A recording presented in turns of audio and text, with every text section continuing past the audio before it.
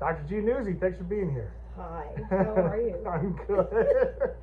All right, so can you please start by setting the stage for us and tell us the general timeline of your career going back to your college education?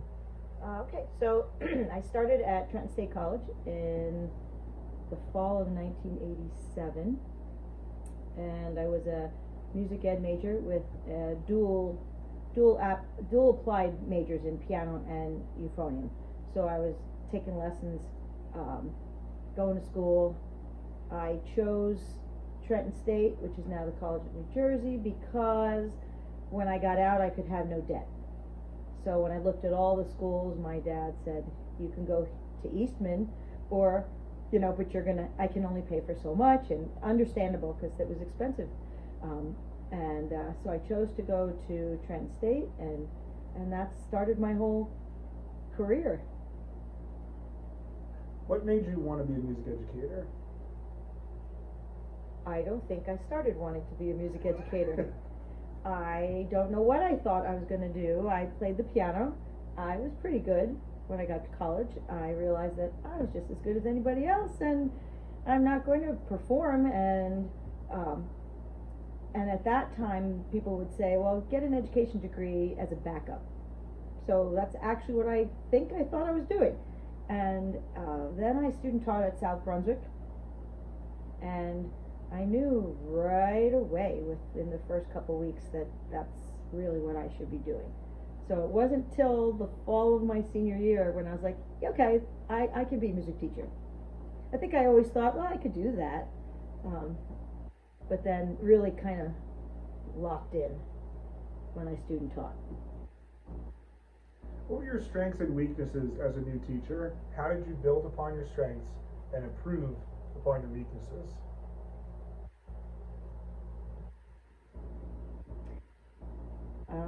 Let's go strengths first. Super type A, very organized, maybe to a fault, super passionate about what I do, and just a desire to share that with others. So drive and grit and stamina as strengths. Weaknesses, drive and grit and stamina. Get me a little bit in trouble every once in a while because I want it all and I want it now kind of thing. I'm not afraid of hard work. I'm not good at asking for help. I had to learn to ask for help because I cannot do it all by myself. If there's one thing that I know I'm not good at, is we all don't like confrontation. I'm the kind of person, when confronted, I need a moment. And sometimes in that moment, while I'm collecting my thoughts and what I want to do, sometimes people will go in for the kill. So I kind of, I guess, set myself up sometimes for people to just kind of go in that way. But I don't know that that's truly a weakness as much as, maybe a little bit of a strength, because if I actually said what I wanted to say at the time, that would definitely be a weakness. I have calmed down. I was fiery, maybe to a fault, wanting everybody to understand what I wanted, and not everybody's the same. Learning to deal with all kinds of kids. I thought every kid was like me, but they're not. So I've learned to do music for all kinds of kids. What was a piece of feedback you received during your career that dramatically impacted either your teaching or your philosophy of music education? Say that again. What is a piece of feedback that you received during your career that dramatically impacted either your teaching or your philosophy of music education? It's a twofold. That's a loaded question, because there is the ability to be a music educator, and then there's being a woman in a very male-dominated field. So when I first started teaching in Pompton Lakes, very lower middle class, blue collar community, and a small one. One of the first things I went up against, I'm surprised they even hired me because I was a woman. I didn't wear dresses to school. So parents would complain that I didn't wear dresses to school. But I would then come back and say, well, if you spent a day in my world of moving chairs and stands and spilling valve oil all over myself and having to run marching band rehearsals and climb steps with instruments, you would understand why it's just not practical. So having to educate people in what the job is actually, not because one is a male or female, stereotypical things. So things like that, having to not get angry at when things like that happen, whether it's a marching band thing when someone goes to my assistant who's male when I'm the director, having to do those things, if you get less mad and you realize that you're going to need to educate them. So that kind of turned that part around. I think I always thought I would be a hotshot college band director. And then the more I taught, the more I realized I just want to be a really good teacher. So as I went through, different experiences, yeah, sure, I want to do the fun stuff and conduct the ensembles and honors bands and things like that, and do some college things, but it taught me it's more about teaching than it was about where, and setting aside my ego, because band directors might have a little ego. So setting that aside was a good lesson. What was a risky move you made in your career that paid off in the long run?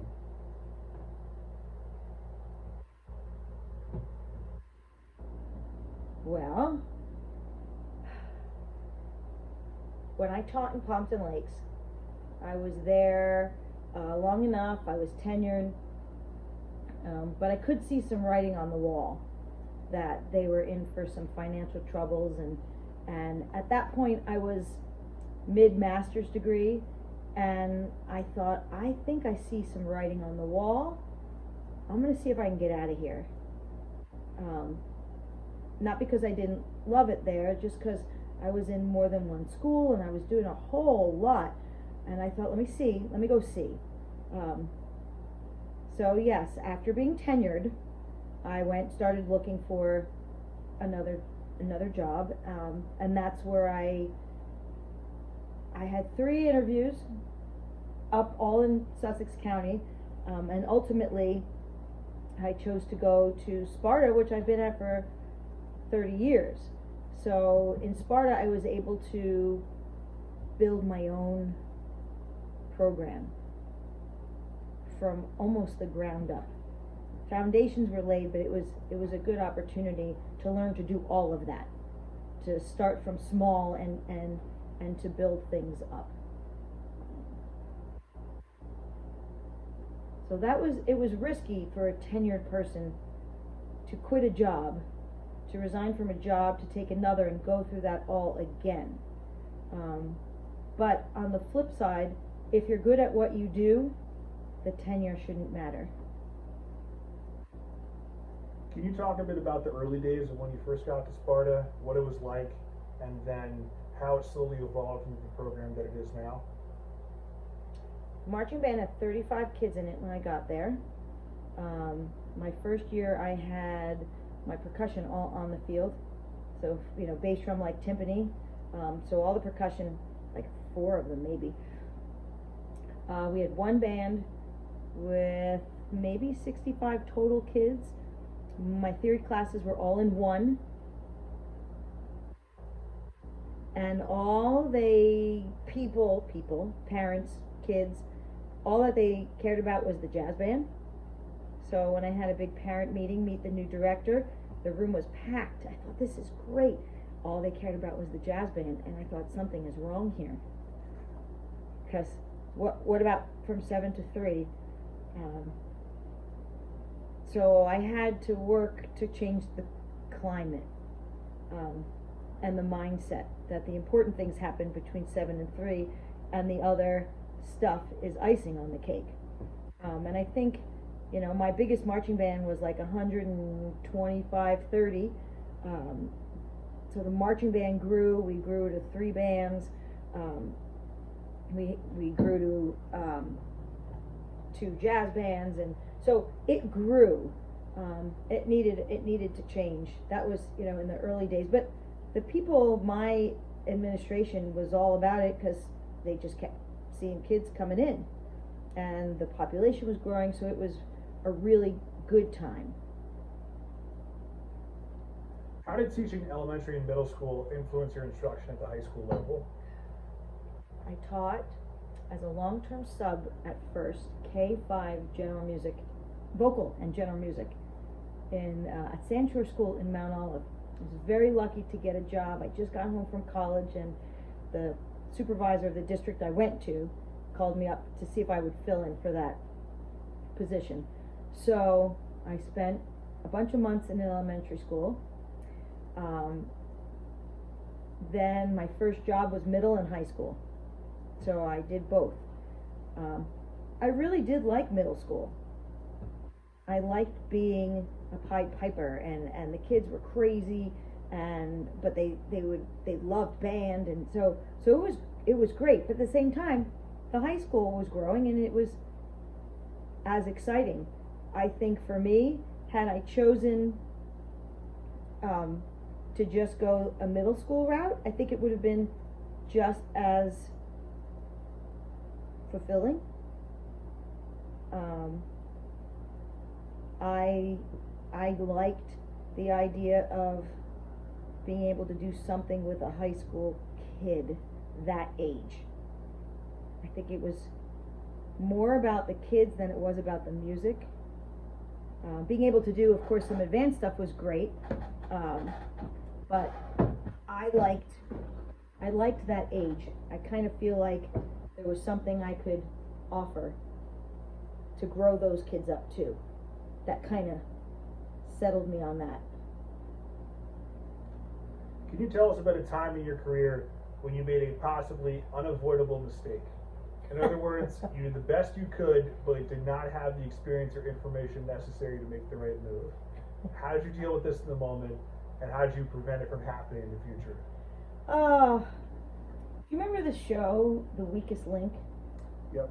Okay, so I had a trombone section, and we talked about, you know, the person who is not practicing, not pulling their weight, they are, the whole band's only going to be as strong as that weakest link, which in my mind I thought was a great thing. And then we went through in this trombone section, and I was going through, you know, you play this line, you next, and then I actually looked at a kid and I said, you're the weakest link. And that kid lost his mind. So it came and bit me, and I handled it the only way I could handle it. I apologized, you know. I did. I met the kid and I apologized. That's not what I meant for it to be, and you know, a little humble pie. But I think we all need to learn, you know, what, before you speak, think. But my father's been telling me that my whole, you know, in my whole youth. You need to think before you speak. Looking back on the countless decisions you've made over your career, what is the decision that you would do again? In other words, what was something that you're glad that you did?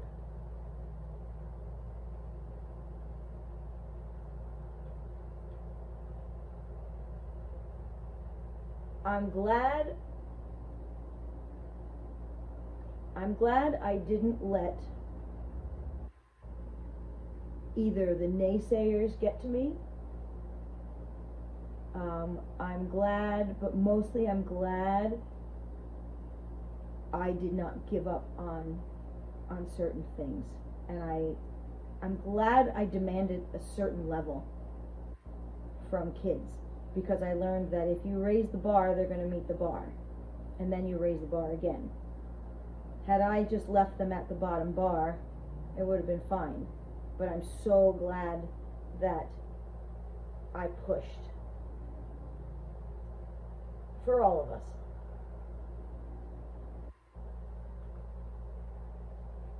Can you share a bit about your time as a doctoral student and what you wrote your dissertation on? Oh boy. My doctorate was the hardest thing I've ever done. Besides the 2 years of classes, every 7 weeks a new class, besides the comprehensive exam, which was an 8-hour exam over 2 days, besides the residency, the writing of the paper almost broke me, because I'm not a writer. I got my master's in performance. So not only did I have to research and do the thing that I thought I knew how to do, I had to be a writer. And my advisor ripped me up all the time. He did not like the way I wrote. He would tear pages out of my dissertation. So my dissertation is on policy, perception of policy, and teacher attitudes towards the use of sacred music in public high schools. So I did a whole bunch of interviews, did a whole bunch of research, looked at policies, asked whole lots of questions. I drove like 500 miles over the course of a month interviewing these 12 people. Put it all together. I took two semesters. I took a break in between because I thought I can't do this anymore. And then I got back to it, and then another time I had to take another break. And finally, when that all got put together and you go up there and you defend your dissertation and all your technology has to work, and I brought fudge. I figured I'd sweeten up the people on the panel. At least they'd be happy. You do your presentation, and then they leave the room, and if you pass, they come back and they shake your hand and they say, "Congratulations, Dr. Gianuzzi," which is what happened. But I think if I wasn't ready, they wouldn't have let me go that far. But I didn't know that then. I didn't know that then. Writing and rewriting and learning how to code my research and write the actual paper, and then go through the 7 pages of citations and make sure every single one was live, because if it wasn't, it had to come out, and then it had to come out of your paper, and you had to find another way. And then they changed, APA changed their way of writing from 2 spaces to 1 space, and I had to go through that paper again and take every 2 spaces out. So it was definitely a marathon. It's a marathon, and somebody had said, well, you got to pick a topic that you can live with, and maybe start doing some research on papers that you have to write now, so you can use them for that dissertation later. So I did a lot of it. I didn't really use those papers, but they gave me starting points for other things. Can you tell us about a student who had a major positive turnaround over the course of their time in your program? What do you think led to this change in their lives?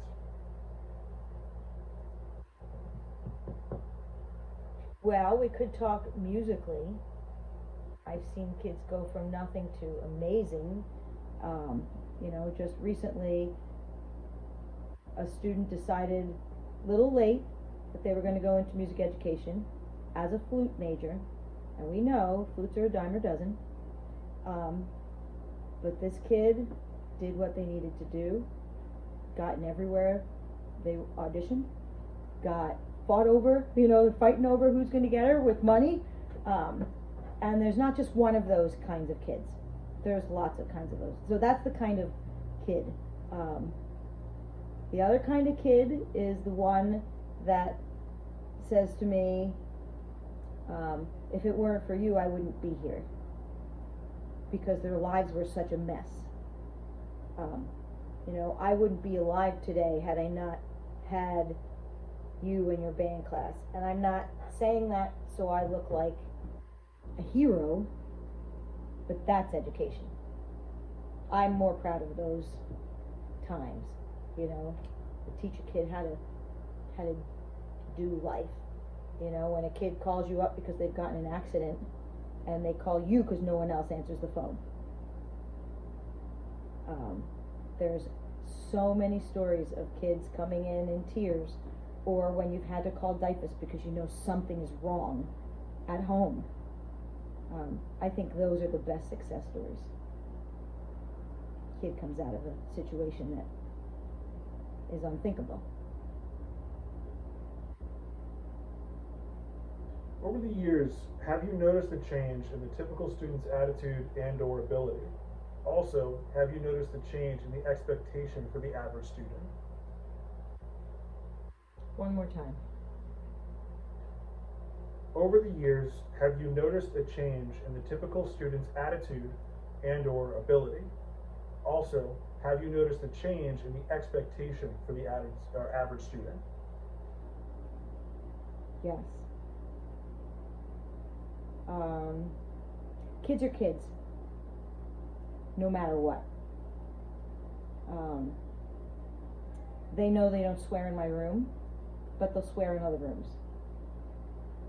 They know I expect what I expect, and maybe somebody else doesn't. So they'll rise when expected to rise. I think our culture has there's a culture of a little entitlement, a little too much hand-holding, not expecting kids to step up and grow, not only musically but as human beings. And I don't think there's anything wrong with expecting them to rise. I think there might be, even in education, not just kids, of too much coddling. You know, when you're down, somebody helps you either pull your bootstraps up or somebody helps you pull your bootstraps up, but pull up your bootstraps, let's go. And that might sound mean. I don't think it does. I don't think it's mean to have that expectation, because they're not going to be great. If I'm supposed to grow them up to go out into a real world, they have to learn to have a little bit of drive and their own grit. And I help them, you know, but I can't spoon feed somebody who doesn't want to learn. And there are kids who want to learn. So I don't think the kid is different. I think we're not growing them with the same fertilizer. That's good. Why do you believe it is important to have a music program in our schools? What does band add specifically to a music program? Oh my goodness. I was going to say, you've got to be kidding me, because you know. I think it's the most important class they have out of all of their classes, and so should every other teacher. I can't think of a better place to learn social skills, to learn mathematical skills, philosophical skills, writing, language, all of that. But ultimately, that's not the point. The point is, music is important for music's sake, for what music is. Plato knew it, Beethoven knew it, all the great philosophers knew it, and what you get from that ethereal, existential, you know, the meaning of life from playing music is so much more than we tell people. And we should be telling them. Music is important because it's music. You know, the first thing you did when your baby was born was sing. You sang a lullaby to them. You were talking to them and singing to them when they were in the womb. Why should that ever stop? Every kid should sing. Maybe every kid is not going to be Luciano Pavarotti or, Wynton Marsalis, but it doesn't matter. Every kid should be exposed. It's a life lesson, and it's lifelong. Because when I'm 90-something years old, I will still sit at the piano. I might not be able to walk up the steps by myself, walk with a cane, not be able, whatever, but I'll still have that. So that joy that I had at 7 years old or before, I will have at 97 years old, God willing. That's why you have music in school. You and your colleague, Andy Lopez, have developed a special relationship. What do you think are some of the things that make you both such a remarkable team? Andy is both my brother and my work husband. His wife, who's the choir director, is my work wife. So I think part of it is I chose him when we hired him. I was able to choose him. He is a genuine human being. I think we have developed a partnership. We can both be wild and crazy, but humble and honest. I think we respect one another. I mean, in his interview, he sang, Deep River on the stage in front of me, and it was just like, wow. And then he played his saxophone, and I fell in love. So my wanting him to be at the high school to work with, and then us growing this extra special relationship of support. And we all have it, all four of us, Amy and Lauren, Andy and myself. We all have it. You can't get away with much when all the teachers agree, So I think that's what grew that.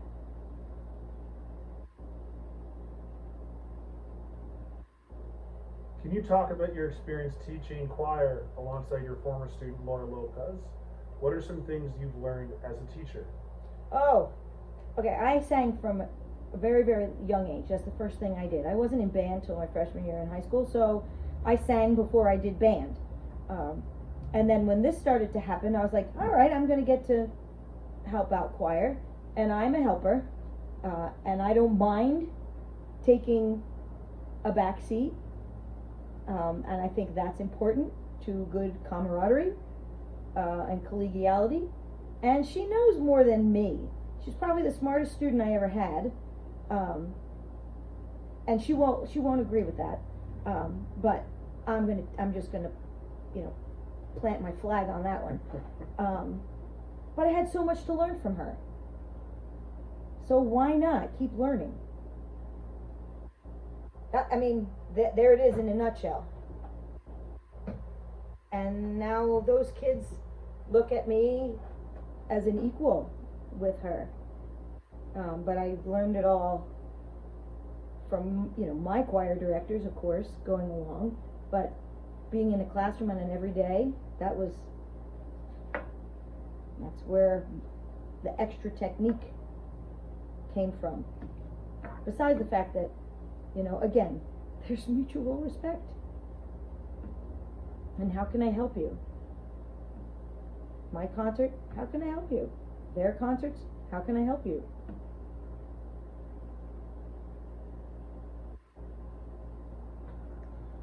You've also taught piano and music theory classes in addition to band. What is something you love that is inherently unique about teaching these non-ensemble music classes?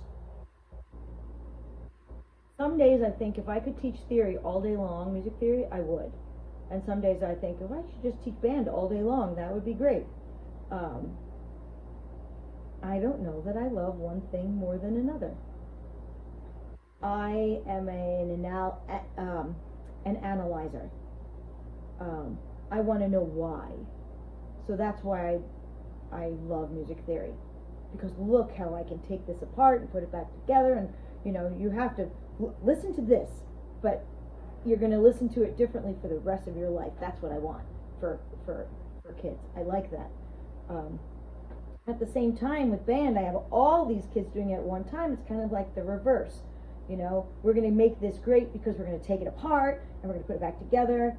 So I like the puzzle of things. I don't think one is actually better than the other.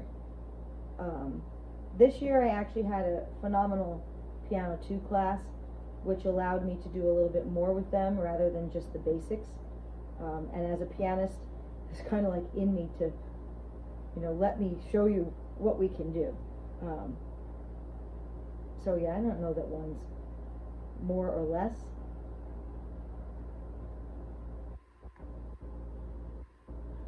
You've expressed before that you love to teach teachers. What attracts you to doing that? I was given so many gifts from my own teachers. They went out of their way to do things for me. Things that a normal human being wouldn't do. Whether it was recommend me to an All-American band or my college professor getting me a gig with to play Otello on my euphonium, or to go with one of the army bands, or to tell me, not army bands, Red Cross, one of those bands. I'm saying it wrong, but you know what I mean, I think. Mm-hmm. You know, or going to pick the piano with me when I was doing a concerto competition.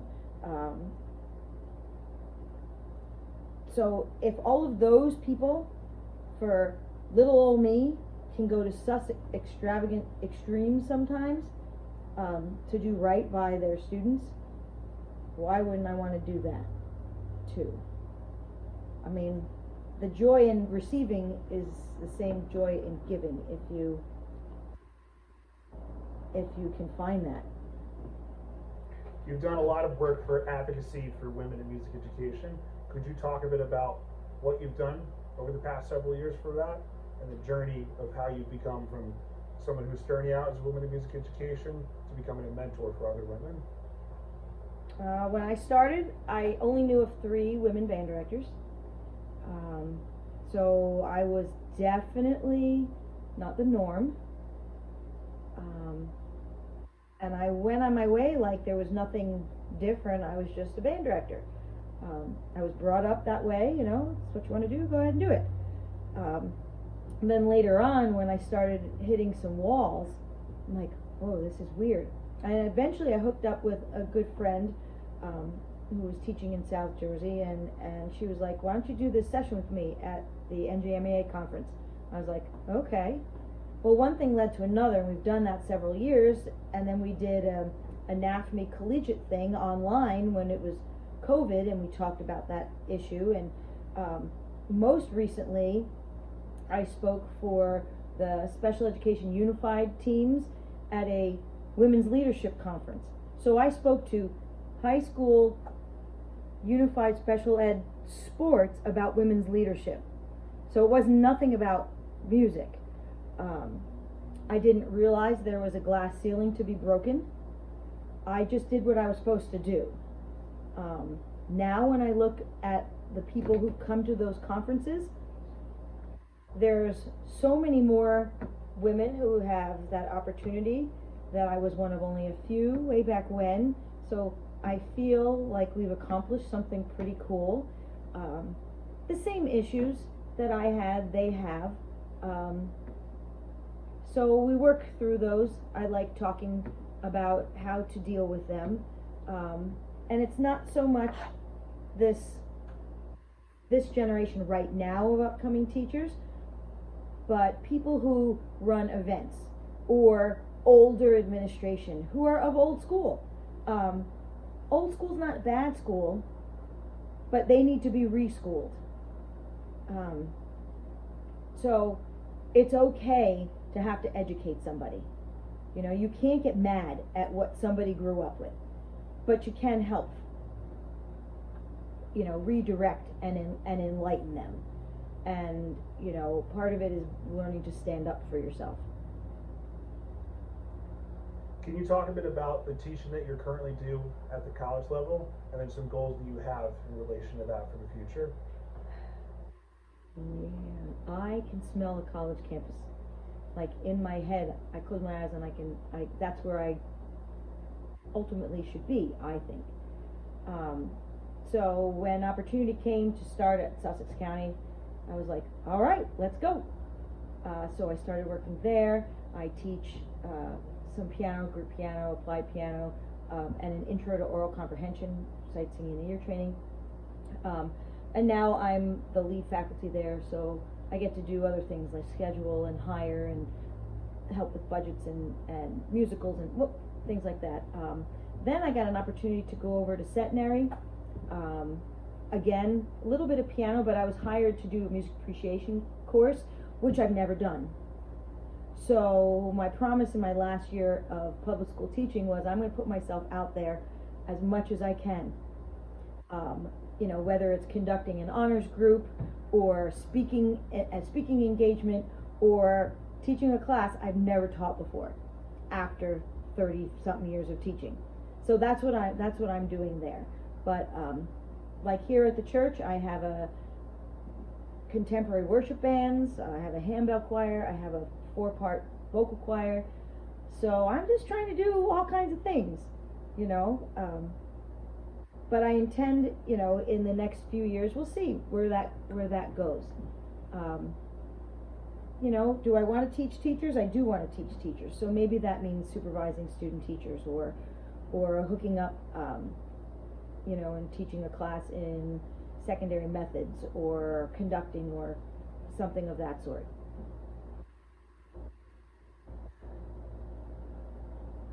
What were some qualities of the best administrators that you've worked with? My very first principal here in Sparta, he used to go by a motto, God, Family, Sparta High School. And he went to a Jesuit college, but if it had something to do with God or family, you go do it. And Sparta High School came next. But that didn't mean it was in third place. It was just the order of priority. I've learned what not to emulate, you know.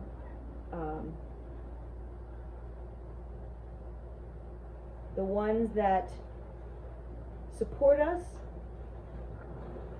and leave us to the job of teaching music have been the best ones, whether they knew anything about music or not. To be there to help us get done what needs to get done. Because most of the time, unless you're very lucky, you're getting somebody in administration, I'm sad to say, who's a coach. But the band director's a coach. So you have to remember things like that. You have so many meaningful relationships with your colleagues. How did you foster such positive relationships with the people you work with? If you stay in your bubble, if you stay in your office, you're doomed. You have to get out and see the kids. You have to get out and meet your colleagues. You have to get to know your secretaries. You have to get to know your custodians. You have to get to know their parents. And if you do that and say hi to them in the hallway and go to a game here or there or go to a performance or go to a meeting or be on a climate committee or volunteer for your union and stay in the know, eventually you become a mentor, I think, to those people. They know who they can go to, but also when you need something or want something, all of a sudden you get it because you fostered a relationship, because it's give and take, and you've helped somebody else by doing something for them, and then they'll want to help you. But if you stay in your bubble, you'll be stuck. You have to get out there and meet people, and you have to get outside of your own comfort zone sometimes. because the math teacher doesn't know what you do, and you don't know what they do. So go find out. There's clearly been a great thing going on here in Sparta, the music program, for many years, and eventually all the teachers here will retire. What advice would you give to those new teachers in order to keep the same quality of program in terms of student ability level and positive atmosphere amongst the students and staff? Nobody's going to give you anything. You're going to have to work hard. You're going to have to go get it. And if you want a program, build it. Nobody's going to go, here's a program. You're going to have to do the work. So new teachers who think it's just going to be like, I'm going to come in and I'm going to be the band director and it's going to be hunky-dory. No, you're going to have to work really hard. And you're going to have to be okay with working really hard. I think that's the secret.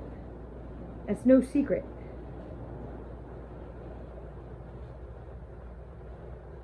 Do you have any favorite stories from long distance destination trips, Disney, Virginia Beach, etc., with your students?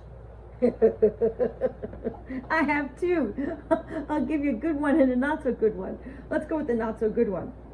We went up to Canada with the band, and one of the kids, she had her boyfriend and a friend. Now it's what, 8-10 hour drive up to Canada? They drove all the way to Canada so they could hang out with this student. And I met them at the door and turned them right around. It was an awesome moment. And then my very, very favorite one was a year way back when, maybe a class of 2002, 2003, where we were in Sandusky, and the wind ensemble and my jazz band, they'd won the entire season. They had 100s, like their score was 100. The guys that were listening to the jazz band, we were finished, they were like, do you have any more? And we played at the Rock and Roll Hall of Fame, but when the band played, we were playing Jupiter. It's the only time I've ever done Jupiter because it's so hard. What a hard opening. And when we got there to play this with the best clarinets I may have ever had, we were in a gym. And I remember going to them and saying, you better listen and watch with all of your being, because when they started playing and it started bouncing off all the walls, it was hands crossed and I had eyes. It was the best eyes I've ever had on me. And they did it. They played that whole thing and they ended together. No, we stayed together. We stayed together. That's probably one of my favorite memories. What is a moment that's early in your career that you cherish, and then likewise middle and late? When I first started teaching in Pompton Lakes, I had a good friend, Jeff Zoller, became a good friend. He was a chemistry teacher. And on my very first day, he was helping out with the marching band and the band, and he came down from the chemistry room, and he's like, I'm going to help you however I can. And he took me out on the very first Friday to a local pub in town, and we made a list on a placemat of all the things that needed to get done. And I still have that placemat. So he was there, this guy who didn't know me for beans, was like, I'm going to help you do this. And he did. In the middle of my career, oh my gosh, I adopted 2 babies. I got my doctorate. And the kids were there for all of it. You know, they threw me a little shower at school when my first baby was coming home, and they were there for all of that. So I don't think there's a thing in the middle of the career, except that I got to do all of the things with them. End of the career, my favorite thing about the end is it's my beginning. I got to do in this last year and a little all the pieces that I loved, the way I wanted to. I got to go out and do things, like I said before, I put myself out there and just go for it. And I got to finish, I think, at the top of my game, which was my goal. I wanted to finish at the top of my game. I didn't want to be a slug at the end of my career. And I really do feel like I'm not done. I'm just gonna see what else is out there. So, you know, I may be done at Sparta High School, but I'm not done. How did being a mother change you as a teacher? I put aside my goal of being a hotshot college band director because they became priority one. I don't know that we wanted children at first, and then we did, and then they were here, and they're hard work, but the best hard work. They really are. Probably, how did it change me? Maybe a little bit more patience, maybe a little bit more compassion. But work was more vacation than being home, because that was really hard work. So if you can go to work and rest, you know, when they're little, you know, and you're trying to do all of that, but I wouldn't change anything. What is something you love about teaching that you don't think the general public knows about? In other words, what are some of the unknown / hidden benefits to teaching that other people in the world may not be aware of? Of all the jobs you can have in the world, we get to teach them to do all those jobs. So I may teach music, but I help make other teachers, I make doctors, I make social workers, I get a hand in all of that. So the little piece of puzzle, when you put them all together, I'm one of those pieces. And I think that's one big important thing. High school kids are just like fourth graders, only tall. You know, they like stickers and cookies. They're the same.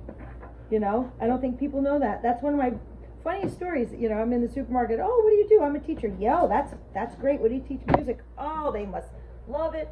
Yeah, they choose to come to me. What age do you teach? High school. Oh. What do you mean, oh? They're just big kids. Yeah. They're like big 4-year-olds. They're the same. They just want to be cared for, and that's it. A few more here. You've worked at Sparta for 30 years. Why did you choose to stay here for the vast majority of your career?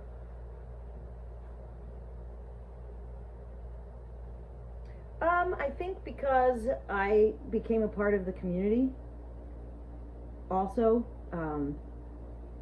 because my colleagues, because I got to do the things I loved, and I think as you get older, you realize that the grass is not greener on the other side. It's only greener if you fertilize. I go back to the fertilizer, you know? It's only greener if you make it greener. So I had a really good group of colleagues who we all worked together. So I think that was a comfort to not create like a little, you know, desire in your belly to go elsewhere. What do you think makes Sparta so special? Honestly, I think if you do it right, every place is special. So I really don't think it's any different than it can be anywhere else. It's become very special because it's what we've made it. And people come here because of what Sparta has to offer, because this community has made it that way. So, you know, what's the movie, you know, if you build it, they will come, you know? Mm-hmm. So I think that's part of it. I think that's what has made it special, but I think you can do that almost anywhere. Can you talk about the role that your faith plays in your career? God, family, Sparta High School. I can't teach you as a student. I can't tell you what to think, believe. I can't tell you how to believe. I can't do that. That's not what we're there for. But I think my faith is strong enough that I walk the walk, and they know that maybe there's something different. If you ask me, I'll answer your question because I can. It helps me to remind myself of what's really important. So when I go off the deep end, you know, when I go off the rails and spin out, I can go back and go to those tenets. You know, the things that are most important to me, and that helps keep me stable. Last question. What are you looking forward to the most in this next chapter of your life? No 5:30 alarms.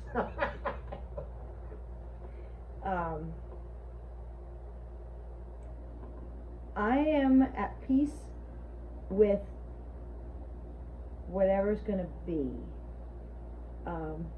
Like I said, I'm just getting started, so maybe I'll teach lessons. Maybe I want to play. I really do want to play. So I'm hoping that's part of what's coming. Like, I get to play the piano more. I get to spend time with other people playing. I may not have to be in charge of everything. That will be nice. I don't have to run everything. I don't have to run a trip with 150 people. I've done that, been there, done that, and it's time for somebody else to. But who knows? Maybe it'll be something else. I don't know. Whatever's supposed to be. Any last things you'd like to share with any young teachers that might be watching? You have to really love teaching, and you have to really love kids, because teaching's hard, but it's worth it. Of all the things, you know, your space is going to be their safe space, and they're going to know it, because they're going to choose to be with you year after year. They could choose anything else in the whole catalog, that they choose to be with you. That's a sobering find, you know, when you start thinking about that. So do it with your whole heart. It's not yes, it's a job that you get paid for, but it's a calling. It really is a calling. If it's just a job, you may have to reconsider your calling. All right, Dr. Gianuzzi, thank you so much. Thank you.